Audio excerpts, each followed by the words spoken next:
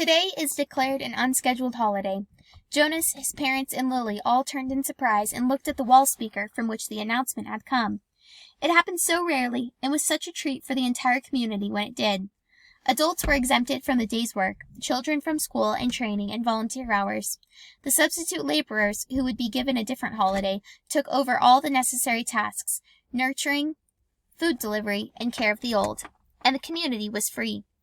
Jonas cheered and put his homework folder down. He had been about to leave for school. School was less important to him now, and before much more time passed, his formal schooling would end.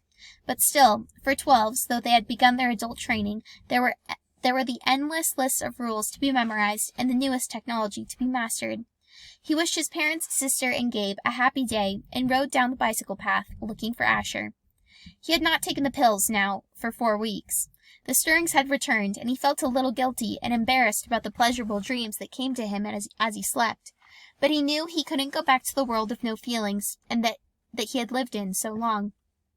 And his new, heightened feelings permeated a greater realm than simply his sleep. Though he knew that his failure to take the pills accounted for some of it, he thought that the feelings came also from the memories. Now he could see all of the colors, and he could keep them, too, so that the trees and grass and bushes stayed green in his vision. Gabriel's rosy cheeks stayed pink, and even when he slept, and apples were always, always red. Now, through the memories he had seen oceans and mountains and lakes and streams that gurgled through woods, and now he saw the familiar wide river beside the path differently. He saw all of the light and color and history it contained and carried in its slow-moving water, and he knew that there was an elsewhere from which it came, and an elsewhere to which it was going. On this unexpected casual holiday he felt happy, as he always had on holidays, but with a deeper happiness than ever before. Thinking, as he always did, about precision of language, Jonas realized that it was a new depth of feelings that he was experiencing. Somehow, they were not at all the same as the feelings that every evening, in every dwelling, every citizen analyzed with endless talk. "I felt angry because someone broke the play area rules," Lily had said once, making a fist with her small hand to indicate her fury.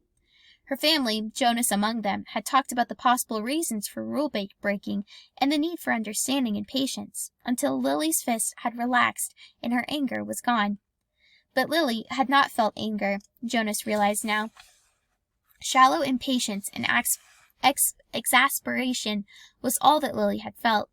He knew that with certainty, because now he knew what anger was. Now he had, in the memories, experienced injustice and cruelty, and he had reacted with rage that welled up so passionately inside him that the thought of discussing it calmly at the evening meal was unthinkable. "I felt sad today," he had heard his mother say, and they had comforted her. But now Jonas had experienced real sadness. He had felt grief. He knew that there was no quick comfort for emotions like those. These were deeper, and they did not need to be told. They were felt. Today, he felt happiness. "Asher!" He spied his friend's bicycle leaning against a tree at the edge of the playing field. Nearby, other bikes were strewn about on the ground. On a holiday, the usual rules of order could be disregarded. He skidded to a stop and dropped his own bike beside the others. "Hey, Ash!" he shouted, looking around. There seemed to be no one in the play area. "Where are you?" "Phew!" A child's voice coming from behind a nearby bush made the sound. "Pow, pow, pow!" A female 11 named Tanya staggered forward from where she had been hiding. Dramatically, she clutched her stomach and stumbled about in a zigzag pattern, groaning. "You got me!" she called, and fell to the ground, grinning. Blam! Jonas, standing on the side of the playing field, recognized Asher's voice. He saw his friend, aiming an imaginary weapon in his hand, dart from behind one tree to another. Blam! "You're in my line of ambush, Jonas! Watch out!" Jonas stepped back. He moved behind Asher's bike and knelt so that he was out of sight. It was a game he had often played with the other children, a game of good guys and bad guys, a harmless pastime that used up their contained energy and ended only when they all lay posed in freakish postures on the ground. He had never recognized it before as a game of war. "Attack!" The shout came from behind the small storehouse where play equipment was kept. 3 children dashed forward, their imaginary weapons in firing position. From the opposite side of the field came an opposing shout. "Counterattack!" From their hiding places, a horde of children, Jonas recognized Fiona in the group, emerged, running in a crouched position, firing across the field. Several of them stopped, grabbed their own shoulders and chests with exaggerated gestures, and pretended to be hit. They dropped to the ground and lay, suppressing giggles. Feelings surged within Jonas. He found himself walking forward into the field. "You're hit, Jonas!" Asher yelled from behind the tree. "Pow! You're hit again!" Jonas stood alone in the center of the field. Several of the children raised their heads and looked at him uneasily. The attacking army slowed, emerged from their crouched positions, and watched to see what he was doing. In his mind, Jonas saw again the face of the boy who had lain dying on a field and had begged him for water. He had a sudden choking feeling, as if it were difficult to breathe. One of the children raised an imaginary rifle and made an attempt to destroy him with a firing noise. Pew! Then they were all silent, standing awkwardly, and the only sound was the cry of Jonas's shuddering breaths. He was struggling not to cry. Gradually, when nothing happened, nothing changed, the children looked at each other nervously and went away. He heard the sounds as they righted their bicycles and began to ride down the path that led from the field. Only Asher and Fiona remained. "What's wrong, Jonas? It was only a game," Fiona said. "You ruined it," Asher said in an irritated voice. "Don't play it any more," Jonas pleaded. "I'm the one who's training for assistant recreation director," Asher pointed out angrily. "Games aren't your area of expertness." "Expertise," Jonas corrected him automatically. "Whatever. You can't say what we play, even if you are going to be the new receiver." Asher looked warily at him. "I apologize for not paying you the respect you deserve," he mumbled. "Asher," Jonas said. He was trying to speak carefully and with kindness to say exactly what he wanted to say. "You had no way of knowing this. I didn't know it myself until recently, but it's a cruel game. In the past there have—" "I said I apologize, Jonas." Jonas sighed. It was no use. Of course Asher couldn't understand. "I accept your apology, Asher," he said wearily. "Do you want to go for a ride along the river, Jonas?" Fiona asked, biting her lip with nervousness. Jonas looked at her. She was so lovely. For a fleeting instant he thought he would like nothing better than to ride peacefully along the river path, laughing and talking with his gentle female friend. But he knew that such times had been taken from him now. He shook his head. After a moment his two friends turned and went to their bikes. He watched as they rode away. Jonas trudged to the bench beside the storehouse and sat down, overwhelmed with feelings of loss, his childhood, his friendships, his carefree sense of security. All of these things seemed to be slipping away.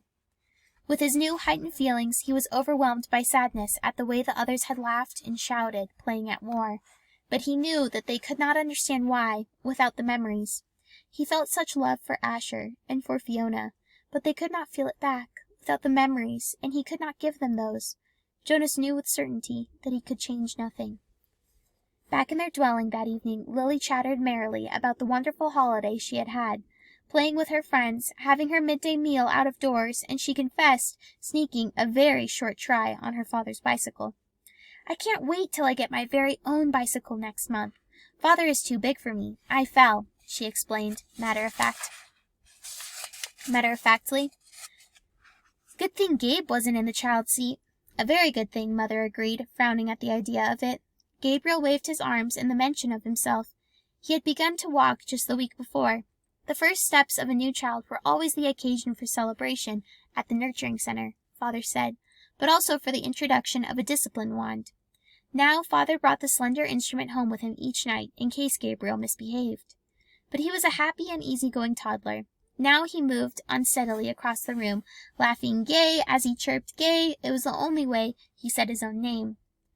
Jonas brightened. It had been a depressing day for him, after such a bright start, but he set his glum thoughts aside. He thought about starting to teach Lily to ride so that she could speed off proudly after her ceremony of 9, which would be coming soon. It was hard to believe that it was almost December again, that almost a year had passed since he had become a 12. He smiled as he watched the new child plant one small foot carefully before the other, grinning with glee at his own steps as he tried them out.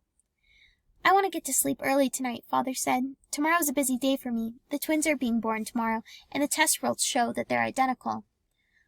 "One for here, one for elsewhere," Lily chanted. "One for here, one for else." Do you actually take it elsewhere, Father? Jonas asked. No, I just have to make the selection. I weigh them, hand the larger one over to a nurturer who's standing by, waiting, and then I get the smaller one all cleaned up and comfy. Then I perform a small ceremony of release, and... He glanced down, grinning at Gabriel. Then I wave bye-bye, he said, in the special sweet voice he used when he spoke to the new child. He waved his hand in the familiar gesture. Gabriel giggled and waved bye-bye back to him. And everyone else comes to get him? And somebody else comes to get him? Somebody from elsewhere? That's right, Jonas Bonus. Jonas rolled his eyes in embarrassment that his father had used the silly pet name. Lily was in deep thought. What if they give the little twin a name elsewhere? A name like, maybe Jonathan? And here in our community, at his naming, the twin that we kept here is given the name Jonathan, and then there would be the two children with the same name, and they would look exactly the same, and someday, maybe when they were 6, a group of 6s would go visit another community on a bus, and there in the other community and the other group of 6s would be a Jonathan who was exactly the same as the other Jonathan, and then maybe they would get mixed up and take the wrong Jonathan home, and maybe his parents wouldn't notice, and then... She paused for a breath. Lily, Mother said, I have a wonderful idea. Maybe when you become a 12, they'll give you the assignment of storyteller. I don't think we've had a storyteller in the community for a long time, but if I were on the committee, I would definitely choose you for that job. Lily grinned. I have a better idea for one more story, she announced. What if we actually were all twins and didn't know it? And so elsewhere there would be another Lily, and another Jonas, and another Father, and another Asher, and another Chief Elder, and another... Father groaned. Lily, he said, it's bedtime.